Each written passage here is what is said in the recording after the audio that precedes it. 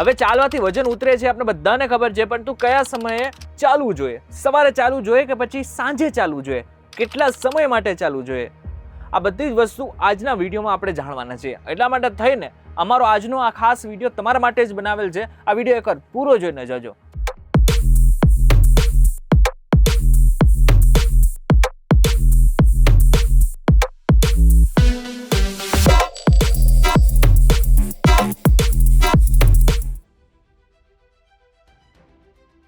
નમસ્કાર, welcome back focus digital ઉપર તમે જોઈ રહ્યા છો ડેલી ડોઝ અને હું છું આપનો દોસ્ત કરણ ચડોદરા.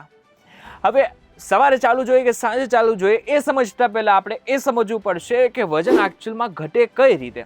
વજન ઘટે કેલરી ડેફિસિટથી, એટલે કે આખા દિવસની અંદર તમે જેટલી કેલરી ખાતા હોય એના કરતાં ઓછી કેલરી ખાવા માંડો તો જમા થયેલી જેટલી ચરબી હોય છે એ પોતાનું કામ કરવાનું શરૂ કરશે, એટલે કે શરીરમાંથી મેલ્ટ થવાનું શરૂ કરી નાખશે. હવે જે લોકોને કેલરી વિશે બિલકુલ નથી ખબર એ લોકોને થોડું સરળ ભાષામાં સમજાવું તો કોઈ પણ વસ્તુ આપણે ખાઈએ ને એની અંદર એક એનર્જી હોય છે જેને સામાન્ય રીતે કેલરી કહેવામાં આવે છે. તમે આખા દિવસની અંદર કેટલી કેલરી ખાઓ છો એ તમે ડાયરેક્ટ પોતાની રીતે ગૂગલમાં જઈને પણ સર્ચ કરી શકો છો. એક વેબસાઇટ છે કેલરી કેલ્ક્યુલેટર, એનાથી ડાયરેક્ટ તમે તમારી જેટલી પણ કેલરીઝ છે એની ગણતરી કરી શકો છો અને એનાથી જો ઓછી કેલરી રોજે ખાવા લાગો તો તમારો વજન આપોઆપ ઓછો થવા લાગશે. હવે વાત કરી લઈએ કે જો તમે સવારે ચાલો છો તો કેટલો બેનિફિટ રહે છે. સવારે ચાલો ને તો તમારા શરીરમાં ઇન્સ્યુલિનનું જે લેવલ હોય છે ને એ ખાસું એવું ઓછું હોય છે, જેને જ કારણે ત્યારે તમે જે ચાલો છો ને એનાથી ચરબી છે એ ફટાફટ ઉતરવા લાગે છે. પરંતુ અહીં મહત્વની વાત એ છે કે વોક દરમિયાન થોડું વધુ ફેટ બર્ન થવું અને લાંબા ગાળે વધુ વજન ઘટવું આ બંને અલગ અલગ બાબતો છે.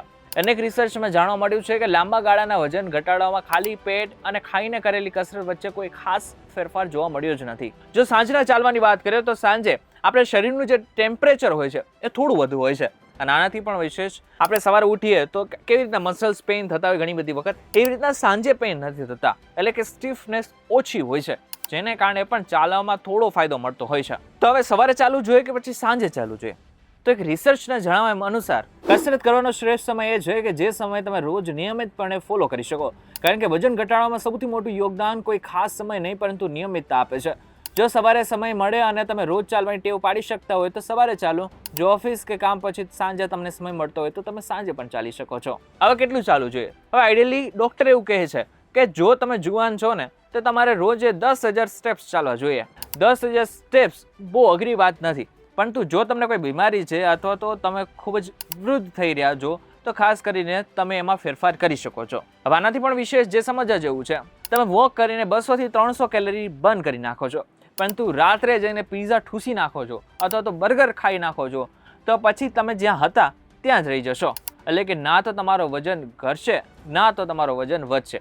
અને એમાં પણ જો તમે વધારે પડતું ફાસ્ટ ફૂડ ખાઈ લેશો તો તમારો વજન ઘટવાને બદલે વધી જશે. જો તમારો હેતુ ખરેખર વજન ઘટાડવાનો છે તો દરરોજ 30 થી 60 મિનિટ બ્રિસ્ક વોક કરો.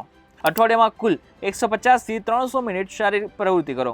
ખોરાકમાં કેલરી ડિફિસિટ કરો, પૂરતું પ્રોટીન લો અને સૌથી મહત્વનું એવો સમય પસંદ કરો કે જે તમે રોજે કરી શકો, અઠવાડિયું કરી શકો, મહિનો કરી શકો અને વર્ષો સુધી એક જ વસ્તુ જાળવી શકો. તો આમ જોવા જઈએ તો એકચ્યુઅલમાં જે મતલબ છે કે સવારે ચાલવું જોઈએ કે પછી સાંજે ચાલવું જોઈએ એ તમારા ઉપર ડિપેન્ડ કરે છે. આનાથી વજન કઈ રીતના ઘટશે કઈ રીતના વધશે એના ઉપર કોઈ ડિપેન્ડન્સી નથી. તમે આરામથી તમે વિચારી શકો છો કે તમને કેમાં ફાયદો મળે છે, તમે કેની અંદર કન્સિસ્ટન્સી જાળવી શકો છો. અમારો આજનો વિડીયો પસંદ આવે ને તો વિડીયોને લાઈક કરી નાખજો, શેર કરી નાખજો. આનાથી પણ વિશેષ એક વસ્તુ ધ્યાન રાખજો કે કંઈ પણ વસ્તુ સ્ટાર્ટ કરવી હોય અને તમને કોઈ પણ પ્રકારની બીમારી હોય ને તો પહેલાં ડૉક્ટરને મળી લેજો અને આ બાદ જ ચાલવાનું શરૂ કરજો. વિડીયો પસંદ આવે તો વિડીયોને લાઈક અને શેર જરૂરથી કરજો. તો તાજા ઇન્ફોર્મેટિવ વિડીયોઝ માટે વીટી ડિજિટલની અમારી ચેનલને એકવાર સબસ્ક્રાઇબ કરી નાખજો.